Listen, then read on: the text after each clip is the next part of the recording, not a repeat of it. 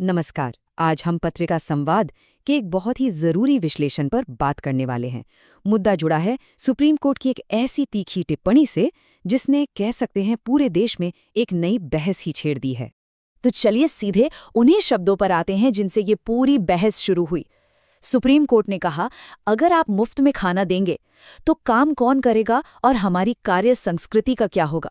ये सिर्फ एक सवाल नहीं है ना, ये देश के भविष्य से जुड़ी एक बहुत बहुत गहरी चिंता है। अब सवाल ये उठता है कि सुप्रीम कोर्ट को इतना कड़ा बयान आखिर देना क्यों पड़ा। देखिए, ये यूं ही नहीं आया, इसके पीछे एक ठोस मामला था।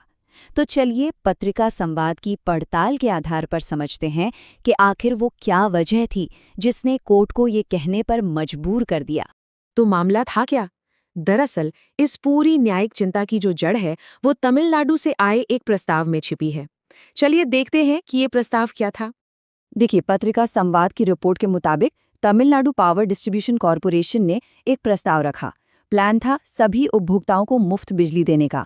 अब इसमें जो सबसे बड़ी बात थी वो ये कि अमीर कौन है गरीब कौन है, इसमें कोई फर्क ही नहीं किया गया था।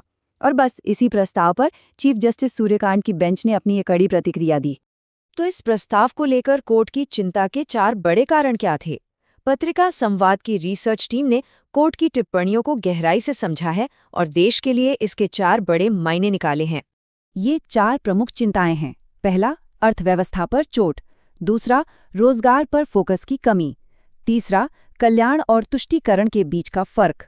और चौथा, राज्यों के खाली होते खजाने। आइए अब जरा इन्हें एक एक करके समझते हैं। पत्रिका संवाद का आर्थिक विश्लेषण ये बताता है कि कोर्ट का मानना है कि इस तरह की योजनाएं एक तरह से देश के विकास पर सीधा ब्रेक लगाती हैं। सोचिए, जब पैसा विकास की जगह मुफ्त की चीजों पर खर्च होने लगेगा तो पूरी अर्थव्यवस्था का क्या होगा? वो तो चरमरा सकती है।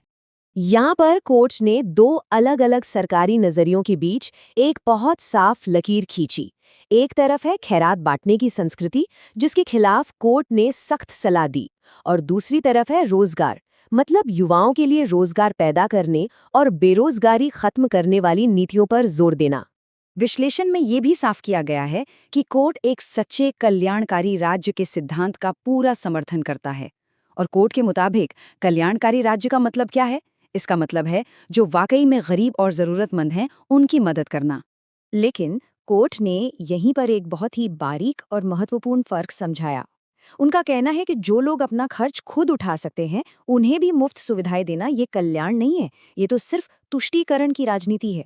और आखिर में चौथा और सबसे बड़ा पॉइंट, पत्रिका संवाद की रिपोर्ट इस बात पर जोर देती है कि कोर्ट राज्यों की वित्तीय सेहत को लेकर कितना ज्यादा चिंतित है। और सच्चाई यही है कि ये एक गंभीर समस्या बनती जा रही है। अगर हम पत्रिका संवाद के आंकड़ों पर नजर डालें तो वो भी यही कहानी बताते हैं। मतलब कई राज्य तो पहले से ही भारी कर्ज में डूबे हुए हैं, लेकिन फिर भी उनका बजट इंफ्रास्ट्रक्चर और विकास जैसे जरूरी कामों से हटकर इन मुफ्त की योजनाओं पर खर्च हो रहा है। तो इस पूरे विश्लेषण से सबसे बड़ा सबक क्या मिलता है? हम क्या सीख सकते हैं? पत्रिका संवाद की रिपोर्ट का निष्कर्ष ये है कि सुप्रीम कोर्ट का संदेश एक दोहरे खतरे के खिलाफ एक साफ चेतावनी है। पहला खतरा है सरकारी खजाने का खाली होना और दूसरा देश की कार्य संस्कृति का धीरे धीरे खत्म होना। इससे होता क्या है, लोगों में आत्मनिर्भर बनने की इच्छा कम हो जाती है। तो असल में ये देश की मेहनत करने की संस्कृति को बचाने की एक बहुत सख्त हिदायत है। तो ये पूरा विश्लेषण हमें एक बुनियादी सवाल के साथ छोड़ जाता है कि देश की अर्थव्यवस्था और हमारे समाज के भविष्य के लिए विकास और कल्याण के बीच वो सही संतुलन आखिर है क्या।